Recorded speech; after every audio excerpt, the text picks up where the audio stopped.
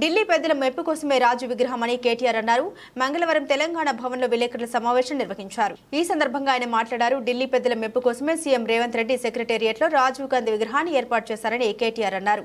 గతంలో సోనియా గాంధీని బలిదేవత అని, రాహుల్ గాంధీని ముద్దపప్పు అని బూతులు తిట్టాడు. వాటిని కవర్ చేసుకోవడానికి ఇప్పుడు రాజు విగ్రహాన్ని పెట్టించాడు.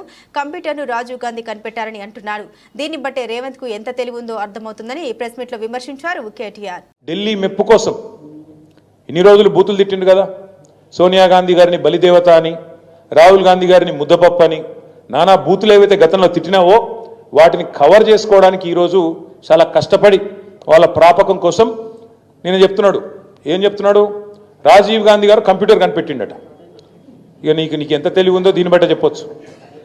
అయ్యా రేవంత్ రెడ్డి గారు, నీకు తెలియదు. దరిద్రం ఏంటంటే నీకు తెలియదన్న విషయం కూడా తెలియదు. నీకు ఎవడు చెప్తే ఇనవు. కంప్యూటర్ కనిపెట్టింది రాజీవ్ గాంధీ, రాహుల్ గాంధీ కాదు నాయన, చార్లెస్ బ్యాబేజ్ అన్నట్టు ఆయన. పాపం ఆయన కనిపెట్టిండు. ఆయన బాధపడుతున్నాడు, ఎక్కడున్నాడు కానీ ఆయన ఆత్మ అది బాధపడుతూ ఉన్నది. రాజీవ్ గాంధీ గారు భారతదేశానికి కంప్యూటర్ పరిచయం చేసినట్టు. రాజీవ్ గాంధీ గారు కంప్యూటర్ పరిచయం చేయలేదు భారతదేశానికి.